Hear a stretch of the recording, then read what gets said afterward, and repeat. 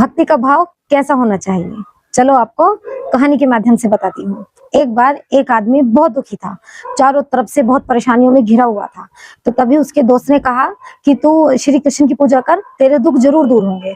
तो वो तभी बाजार से कृष्ण जी की मूर्ति लाया, पूजा करने लगा। लेकिन उसको थोड़ा समय हो गया पूजा करते करते, लेकिन उसके दुख कम नहीं हुए। तो फिर उसको एक दूसरा मित्र मिला, तो वो फिर भी वो परेशान था। उसने पूछा, भाई क्यों परेशान है? कि मैं तो ऐसे भगवान कृष्ण जी की पूजा भी करता हूँ, लेकिन मैं फिर भी परेशान हूँ। तो उसने कहा कि तू एक काम कर, काली माँ की मूर्ति ला और तू काली माँ की पूजा कर, तेरे दुख जरूर दूर होंगे।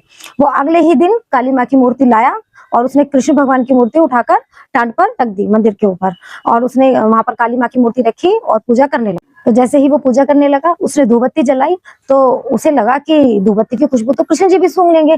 तो उसने सोचा कि मैं उनका मुंह और नाक बांध देता हूँ ताकि वो खुशबू को सूंघ ना पाए। तो जैसे ही वो ऊपर टांड पे चढ़ा कृष्ण जी को कपड़ा बांधने के लिए मुंह पर, तो कृष्ण जी ने उसका एकदम हाथ पकड़ लिया कि भाई ये क्या कर रहा है। तो फिर उसने कहा कि मैं आपकी इतने दिन से पूजा कर रहा था, तब तो आप आए नहीं, अब आप कैसे आ गए? तो कहा कि अब तक तो मुझे एक मूर्ति समझ रहा था, पूजा कर रहा था, लेकिन अब तुझे लगा मैं मूर्ति नहीं हूँ, मैं कृष्ण हूँ, मैं खुशबू सूंघ लूंगा, मैं सांस ले रहा हूँ, तो तूने मुझे, इसलिए मैं आ गया। तो भगवान भक्ति के भूखे होते हैं, आपके भाव के भूखे होते हैं। तो ये है भक्ति का भाव। और अगर कहानी अच्छी लगे तो वीडियो को शेयर जरूर करें और कमेंट में लिख दीजिए जय श्री राधे। राधे राधे।